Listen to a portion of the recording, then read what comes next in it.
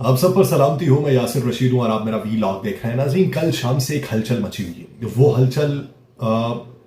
कुछ ठोस वजूहात की वजह से मची हुई है। हलचल का मचना तब शुरू हुआ जब द इकोनॉमिस्ट ने पाकिस्तान के साबिक वज़ीर आज़म इमरान खान का एक कॉलम छापा है।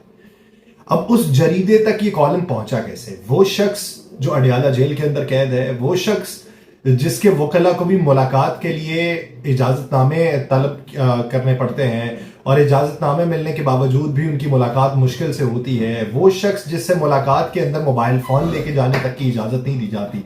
तो उस शख्स का एक कॉलम जो है वो एक बैनुल अक़वामी मीडिया को जाता है और वो वहां पे छप भी जाता है, जिसमें वो पाकिस्तान के निज़ाम की बात कर रहा है, अपनी पार्टी के ज़ेरे अताब आने की बात कर रहा है और इस वक्त निज़ाम के अंदर जो लूप होल्स है उनकी बात कर रहा है, मुस्तकबिल का पेश खैमा बता रहा है। तो उस इंटरव्यू के छपने के बाद, वो कॉलम के छपने के बाद जिस तरीके की हलचल मची हुई है, मुख्तलिफ लोगों की रिकॉर्डिंग्स निकालने का सिलसिला जारी है कि कौन सा शख्स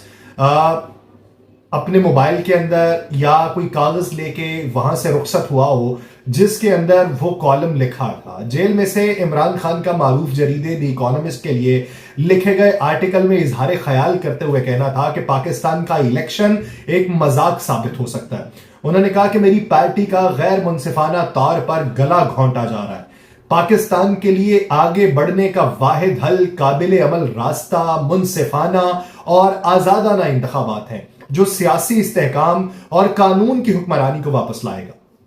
इमरान खान ने अपने उस कॉलम के अंदर यह भी लिखा है कि बदकिस्मती से जमहूरियत का मुहासरा करते हुए हम इन तमाम मुहाजों पर मुखालिफ समत में जा रहे हैं। उन्होंने कहा कि मुल्क का इलेक्शन कमीशन अपने अजीबो गरीब इकदाम से दागदार है। उसने ना सिर्फ सुप्रीम कोर्ट की मुखालिफत की बल्कि उसने मेरी पार्टी की तरफ से पहली पसंद के उम्मीदवारों के लिए कागजात नामजदगी को भी मुस्तरद कर दिया। पहली पसंद यानी पहला कैंडिडेट, फिर कवरिंग कैंडिडेट आता है। उन्होंने कहा पार्टी के अंदरूनी इंतखाबात में रुकावटें डाली गई और महज तनकीद करने पर मेरे और पीटीआई के दीगर रहनुमाओं के खिलाफ तौहीन के मुकदमात चलाए गए और अभी भी चलाए जा रहे हैं। इमरान खान ने एक तवील कॉलम लिखा है जिसमें पाकिस्तान के पूरे इलेक्शन कमीशन के निजाम, इलेक्शन कमीशन में किस तरीके से कागजात नामजदगी उनके उम्मीदवारों के छीने गए, कागजात नामजदगी के ऊपर किस तरह के एतराजात लगाए गए, एतराजात लगा के उन्हें किस तरीके से मुस्तरद किया गया, तजवीज कुनिंदा और तायद कुनिंदा को किस तरीके से उठाया गया, कागजात नामजदगी जमा करवाने के लिए उम्मीदवारों के घरों पर जो छापे मारे गए, मुख्तलिफ तरह से गिरफ्तारी अमल में लाई गई, उसमें पूरी तफसील दी गई है। और फिर उसके साथ साथ उन्होंने यह भी कहा कि पाकिस्तान के पूरे आप मंजरनामे में देख लें तो तारीख में आपको कभी ये नहीं दिखाई देगा कि किसी पार्टी के इंट्रा पार्टी इलेक्शन को इलेक्शन कमीशन ने मुस्तरद कर दिया हो, लेकिन मेरी पार्टी के इलेक्शन को इलेक्शन कमीशन ने मुस्तरद कर दिया। और फिर उन्होंने ये कहा कि इंट्रा पार्टी इलेक्शन की बुनियाद के ऊपर किसी पार्टी का इंतखाबी निशान आज तक वापस नहीं लिया गया, लेकिन मेरी पार्टी का इंतखाबी निशान वापस ले लिया गया। फिर उसमें यह भी कहा गया कि जिस तरीके से पाकिस्तान तहरीक इंसाफ मुख्तलिफ फॉरम्स के ऊपर यह बात कर रही है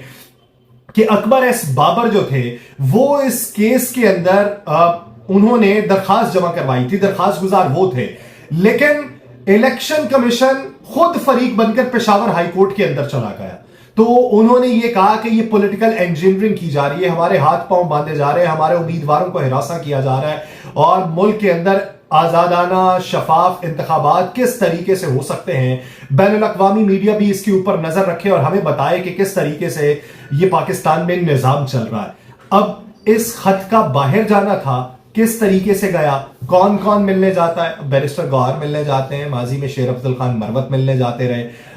मौजूदा सूरत हाल में शुएब शाहीन भी मिलते हैं, सलमान अकरम राजा भी मिलते हैं और भी बहुत से वकला हैं जिनकी मुलाकात होती रही है। लेकिन जो हकाइक उसके अंदर बयान किए गए हैं वो हकाइक जो है वो ताजा है, वो माजी करीब के नहीं, वो माजी बहुत करीब के हैं। तो जो माजी में उनके साथ वकला मुलाकात करते रहे हैं उनके ऊपर तो इस वक्त उंगली नहीं उठाई जा रही। अब जो हाल में जिन्होंने मुलाकात की है उसकी तहकीक हो रही है कि ये किस तरीके से वहां पर पहुंचा है,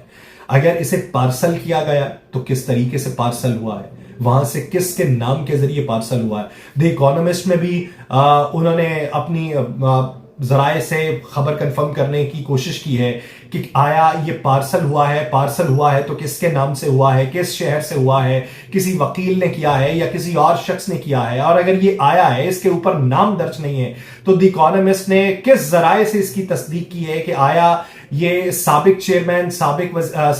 पीटीआई, साबिक वजीर आजम पाकिस्तान का ही लिखा हुआ है या किसी और की तरफ से लिख के दिया गया। बहुत सी जगहों पे बातें ये हो रही हैं कि ये इमरान खान की तरफ से नहीं लिखा गया, किसी और ने लिखा है। अगर किसी और ने लिखा है तो द इकोनॉमिस्ट के ऊपर किस तरीके से उंगली उठाई जा सकती है कि उन्होंने बगैर तस्दीक किए उसको छाप दिया हो, लेकिन ये छपा है। अब बैनुल-अक़वामी सतह पे जो बातें चलना शुरू हुई हैं उस दिन के बाद से, जिस दिन आर्टिफिशियल इंटेलिजेंस की मदद से वर्चुअल जलसे के अंदर पाकिस्तान तहरीक-ए-इंसाफ ने एक आवाज इमरान खान की उसके जरिए पैगाम पहुंचाया था, हालांकि वो बहुत ज्यादा फैब्रिकेटेड थी, उसके ऊपर एक भौंचाल तो आया, लेकिन वो भौंचाल फिर रफ्ता रफ्ता कम भी हो गया कि एआई की मदद से है। अब इसमें तो बात ये की गई है कि लिखा इमरान खान है। अब इतना अरसा जो इमरान खान की जबान की वजह से सकूत तारी रहा है, उनका कोई पैगाम दूसरे लोगों की जबानी पहुंचता रहा है, अब छप के वो मंजर आम पे आना और दुनिया के तूलो अर्ज में उसका फैल जाना और वहां पे पाकिस्तान तहरीक-ए-इंसाफ के रहनुमाओं का मुख्तलिफ मुतालिबात करते रहना, इसके ऊपर जिस तरीके से परेशानी लाहक है, और परेशानी जिन हलकों में है उन हलकों में पाकिस्तान मुस्लिम लीग नून भी मौजूद है। पाकिस्तान मुस्लिम लीग नून इसलिए मौजूद है कि आज के दिन और कल के दिन जिस तरीके से आरओज और डीआरओज के एतराजात के ऊपर बातें हुई हैं, इलेक्शन कमीशन को नोटिस जारी किए गए हैं, शेख रशीद, एजाजुल हक जैसे लोगों के कागजात नामजदगी जो मुस्तरद किए गए थे वो मंजूर हुए हैं, और इस सारे अमल के ऊपर पाकिस्तान मुस्लिम लीग नून का यह कहना कि माजी में हमारे साथ भी ये होता रहा है, सेनेट के इलेक्शन में हमारा भी निशान वापस ले लिया गया था और आजाद हैसियत में सेनेट के इलेक्शन में हमारे लोग खड़े हुए थे, तो माजी में हमारे साथ हुआ तब तो कोई बोला नहीं, तो अब क्यों इतना वावेला है। तो उसमें पाकिस्तान मुस्लिम लीग नून के ऊपर यह तासुर सच साबित होता है कि पाकिस्तान मुस्लिम लीग नून ये समझती थी, जिस तरीके से मरियम नवाज साहिबा कहती थी कि लेवल प्लेइंग फील्ड इस तरीके से नहीं है कि सभी को मैदान में उतारो, लेवल प्लेइंग फील्ड ऐसी होनी चाहिए कि जिसमें माजी में पाकिस्तान मुस्लिम लीग नून को हाथ पांव बांध के मैदान में उतारा गया था, तो अब मुखालिफ को भी हाथ पांव बांध के मैदान में उतारा जाए। ये अभी का बयान नहीं, लेकिन ये बयान उस वक्त में था जब पाकिस्तान मुस्लिम लीग नून जो थी वो ऑपोजिशन के अंदर मौजूद थी, और अब एक जमात ये कह रही है कि हमारे हाथ पांव बांध दिए गए हैं, तो उस पर पाकिस्तान मुस्लिम लीग नून का ये कहना कि माजी में हमारे साथ भी ये हुआ है, तो वो उस तासुर को उभारता है जो तासुर पीएमएलएन उनके बारे में ये रखती थी कि किसी दूसरे के कंधे पे सवार होके आए हैं। अब अगर पाकिस्तान मुस्लिम लीग नून के बारे में ये तासुर उभर रहा है और पाकिस्तान मुस्लिम लीग नून इस बारे में सिर्फ खामोश हुई बैठी हुई है, और ऊपर से जो एतराजात लगाए गए थे, एतराजात का एक जैसा होना, एक जैसे जुमलों का इस्तेमाल किया जाना, और उस पर भी पाकिस्तान मुस्लिम लीग नून का यह कहना कि इलेक्शन कमीशन ने तो फैसला ठीक किया था, इन्होंने ही कुछ गलत किया होगा जिसकी वजह से एतराजात लगे हैं, और ये लोग जो है अपने आप को सिर्फ प्रोपेगेट करने के लिए और इंजेक्ट करने के लिए सिस्टम में इस तरह की बातें फैला रहे हैं। तो पाकिस्तान मुस्लिम लीग नून का एक ये तासुर और दूसरी तरफ से इस कॉलम का छप जाना, ये क्या बयान बनाएगा आने वाले दिनों में, वो बयानियां कौन बाय करेगा, इसके लिए जो परेशान है वो इसका हल निकालने के भी दर पे है। देखिए हल निकलता है या नहीं निकलता। मुझे दीजिए इजाजत, अल्लाह के बाद।